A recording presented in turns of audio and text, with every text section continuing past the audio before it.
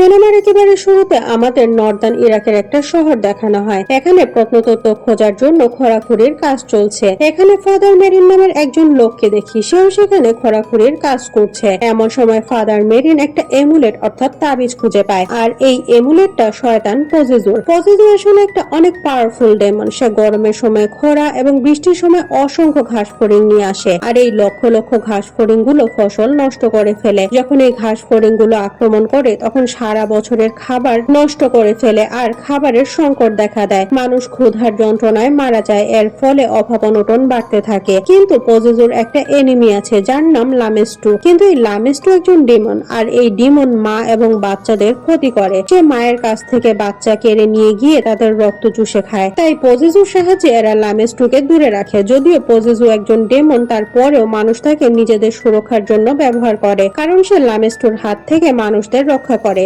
এখন আমরা ফাদার মেরিনকে দেখি। সে এমন একটা জায়গায় আসে যেখানে পজিজুর একটা স্ট্যাচু আছে। এখানে সে দুটো কুকুর দেখতে পায় যারা মারামারি করছে, আর এটা ইশারা করে যে দুজন ডেমন নিজেদের মাঝে লড়াই করছে। দুজন ডেমন অর্থাৎ পজিজু এবং লামেস্টু।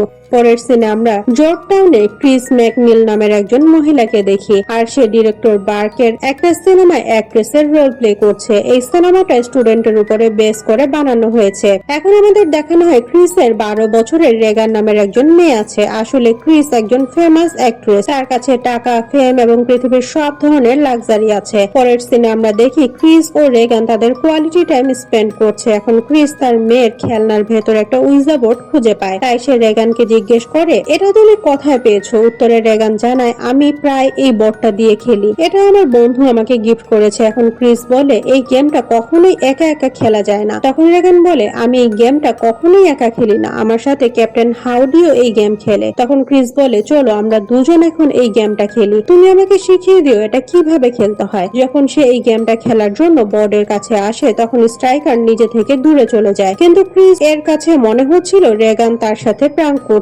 এখন সে তার মেয়েকে বলে, আমার কাছে মনে হচ্ছে তুমি আমার সাথে উইজা খেলতে চাচ্ছ না। তখন রেগান বলে, আমি না, বরং ক্যাপ্টেন হাউডি চায় না তুমি এই বোর্ড আমার সাথে খেলো। কিন্তু ক্রিস এই কথাটাও সিরিয়াসলি নেয় না।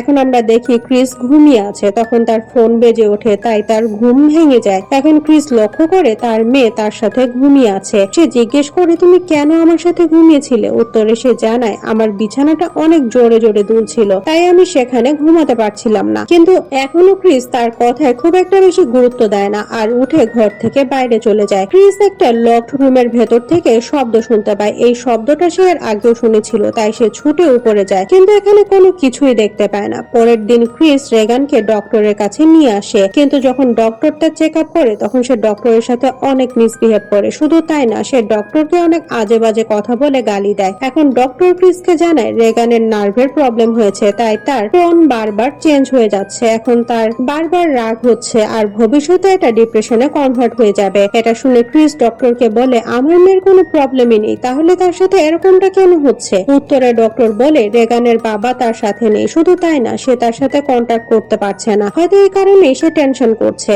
পরের দিনে আমরা ফাদার কারাসকে দেখি। তার মাকে তার ভাই একটা মেন্টাল অ্যাসাইলামে ভর্তি করে দিয়ে গেছে, সেজন্য কারাসের মা অনেক আপসেট। তার মা একজন বৃদ্ধ মহিলা, তার ফ্র্যাকচার হয়ে গেছে, সে কোনো ডক্টরের কাছে ট্রিটমেন্ট করতে চাইছে না, আর এ কারণেই কারাসের ভাই তাদের মাকে এখানে ভর্তি করে গেছে। ফাদার কারাস চাইছিল তার মাকে এখান থেকে নিয়ে কোনো ভালো হসপিটালে ট্রিটমেন্ট করবে, কিন্তু সে সময় তার মা এই দুনিয়া ছেড়ে চলে যায়। এটা দেখে ফাদার কারাস অনেক আপসেট হয়ে যায়।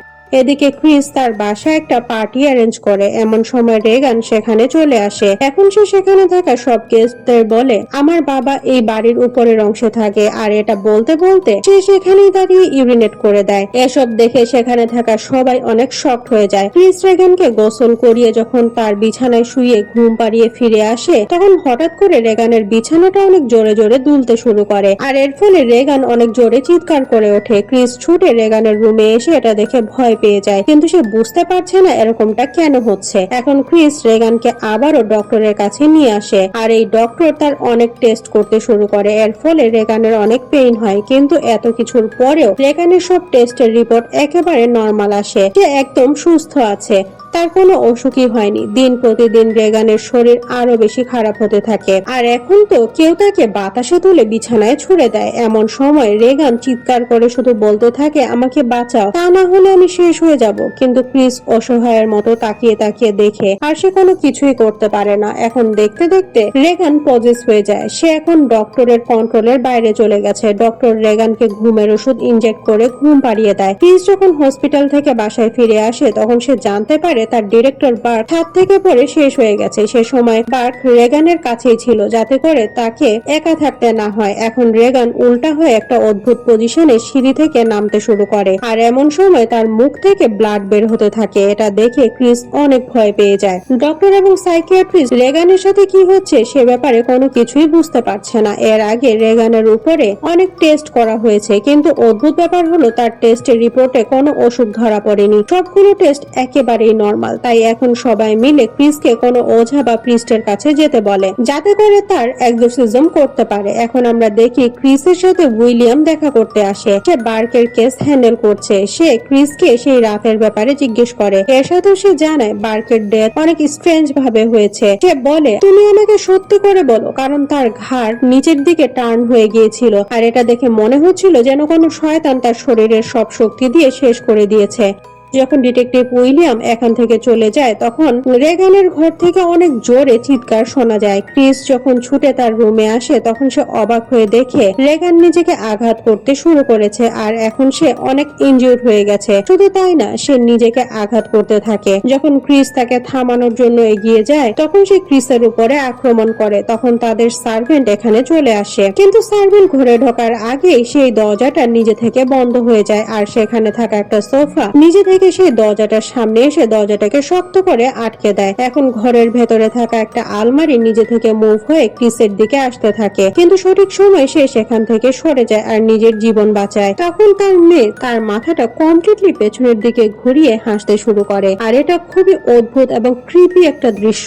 এখন রেগান বার্কের কণ্ঠে ক্রিসকে বলে, দেখো তোমার ক্যারেক্টারলেস মেয়ে আমার সাথে কি করেছে। এখন রেগান বার্কের কণ্ঠে ক্রিসকে বলে, দেখো তোমার ক্যারেক্টারলেস মেয়ে আমার সাথে কি করেছে। এটা শুনে ক্রিস সাথে সাথে বুঝতে পারে বার্ককে আর কেউ নয় বরং এই ডেমনই শেষ করেছে, আর সে রেগানকে পজেস করেছে। আসলে রেগান এখন পজিশনে আছে। যখন ক্রিস এটা বুঝতে পারে তখন সে ফাদার কারাসের কাছে যায়, আর সে তাকে রিকোয়েস্ট করে যাতে সে তার মেয়ের এক্সোরসিজম করে। কিন্তু ফাদার কারাস শুরুতে এটা করতে রাজি হয় না, কিন্তু ক্রিস বারবার রিকোয়েস্ট করার ফলে সে রাজি হয়ে যায়। যখন ফাদার কারাস রেগানের কাছে আসে তখন সে দেখে এই ডেমনটা সম্পূর্ণভাবে রেগানকে ক্যাপচার করে নিয়েছে। রেগানের ভেতরে থাকা সেই ডেমন ফাদার কারাসের মায়ের মৃত্যুর ব্যাপারে অনেক কথা বলতে শুরু করে আর তাকে ইরিটেট করতে থাকে। এখন ফাদার কারাস চিন্তা করে রেগান আমার মায়ের ব্যাপারে কোনো কিছুই জানে না, কিন্তু তারপরেও সব সঠিকভাবে বলছে। এখন সে ক্রিসের কথা সম্পূর্ণভাবে বিশ্বাস করে, কিন্তু এখানে প্রবলেম হলো এক্সোরসিজম করতে গেলে চার্চের পারমিশন লাগবে, আর এজন্য চার্চের একটা প্রমাণ দিতে হবে যে যার উপরে এক্সোরসিজম করা হবে সে আসলে কোন ডিমন দ্বারাই পজেস। রেগানের শরীরে হেল অর্থাৎ নরক লেখা আছে। রেগানের কিছু কথা এবং বার্কের মৃত্যুর সবকিছু অ্যানালাইসিস করে ফাদার কারাস শিওর হয় যে আসলেই রেগান পজেস হয়েছে। এখন ফাদার কারাস বারবার রেগানের রেকর্ড করা ভয়েস শুনতে থাকে। ফাদার কারাস শুনে রেগান ফাদার মেরিনের নাম নিচ্ছে। অন্যদিকে ফাদার কারাস চার্চ থেকে এক্সোরসিজমের পারমিশন নিয়ে নেয়, কিন্তু চার্চ তার সাথে কোনো এক্সপেরিয়েন্স ফাদার বা যে এর আগে এক্সোরসিজম করেছিল তাকে পাঠানোর ডিসিশন নেয়। আর এখন চার্চ ফাদার কারাসের সাথে ফাদার মেরিনকে পাঠানোর ডিসিশন নেয়। যখন ফাদার মেরিন এখানে আসে তখন সে রেগানের ভয়ানক চিৎকার শুনতে পায়। তখন ফাদার মেরিন ফাদার কারাসকে বলে আমাদের দ্রুত এক্সোরসিজম শুরু করতে হবে। এখন ওরা এক্সোরসিজম শুরু করে দেয়, কিন্তু যখন তাদের এই এক্সোরসিজম প্রসেস শুরু হয়ে যায় তখন রেগান অনেক জোরে জোরে চিৎকার করতে থাকে, আর সে চিৎকার করে ফাদার কারাস ও তার মা ক্রিস এর ব্যাপারে অনেক আজে বাজে কথা বলতে থাকে, আর এর সাথে তার বিছানাটা অনেক জোরে জোরে দুলতে থাকে। এদের চোখের সামনে বিছানাটা বাতাসে ভাসতে শুরু করে, কিন্তু তারপরেও ফাদার মেরিন তার এক্সোরসিজম থামায় না। তারা কন্টিনিউ করতে থাকে, আর সে সময় বিছানাটা নিচে নেমে আসে। তখন সেই ডেমন তার পাওয়ারের সাহায্যে সেখানে থাকা সবকিছু এদিক সেদিক ছুটতে শুরু করে আর সে ফাদার মেরিনকেও অ্যাবিউজ করে। তখন রেগানের হাতে থাকা সবগুলো বাঁধন খুলে যায় আর সে বাতাসে লেভিটেট করতে শুরু করে। এখন দুজন ফাদার মিলে অনেক কষ্টে তাকে কন্ট্রোল করে নর্মাল পজিশনে নিয়ে আসে। আর সেই সময় ফাদার মেরিন এই ডিমনের ছায়া দেখতে পায়। ফাদার কারাস শয়তানের কথা শুনে অনেক কষ্ট পায়, কারণ এই ডিমন তার মায়ের মৃত্যুর জন্য তাকেই ব্লেম করতে থাকে। কিন্তু তারপরেও ফাদার কারাস নিজে থেকে অ্যাগ্রেসিজম শুরু করে দেয়। কিন্তু যখন সে এই ডিমনের কাছে যায় তখন ডিমনটা তার মায়ের কণ্ঠে তার সাথে কথা বলতে শুরু করে। আর আবারও ফাদার কারাসের মনে হতে থাকে যে তার জন্যই তার মা শেষ হয়ে গেছে। সে তার নিজের উপরে কন্ট্রোল হারিয়ে ফেলে। এখন ফাদার মেরিন ফাদার কারাসকে এখান থেকে বাইরে চলে যেতে বলে আর ফাদার মেরিন নিজেই একা একা এই এক্সোরসিজম শুরু করে দেয়। কিন্তু কিছুক্ষণ পর যখন কারাস ঘরে ফিরে আসে তখন সে দেখে সেই ডিমনটা ফাদার মেরিনকে শেষ করে দিয়েছে। এটা দেখে ফাদার কারাস অনেক রেগে যায় আর সেই শয়তানকে বলে, তুমি রেগানের শরীর ছেড়ে আমার শরীরে এন্টার করো। আর এটা শোনার সাথে সাথে সেই ডিমন রেগানের শরীর ছেড়ে ফাদার কারাসের শরীরে এন্টার করে। আর এখন ফাদার কারাস এই ডিমনকে শেষ করে দেওয়ার জন্য নিজের লাইফ স্যাক্রিফাইস করে। সে সেই ঘরের জানালা দিয়ে লাফ দেয় আর সে নিচে পড়ে যাওয়ার সাথে সাথে অনেক লোক সেখানে জমা হয়। তখন ফাদার কারাসের ফ্রেন্ড সেখানে চলে আসে। সে ফাদার কারাসকে এই পৃথিবী থেকে চলে যেতে হেল্প করে। এদিকে রেগান আবারও নর্মাল হয়ে গেছে। শুধু তাই না, তার সাথে এতদিন কি হয়েছিল সেগুলো সে সবকিছুই ভুলে গেছে আর আগের কোনো কথাই তার মনে নেই। কিছুদিন পার হওয়ার পরে রেগান তার মায়ের সাথে এখান থেকে চিরদিনের জন্য চলে যায়। আর এটা দেখিয়ে এই সিনেমাটা এখানেই শেষ হয়ে যায়।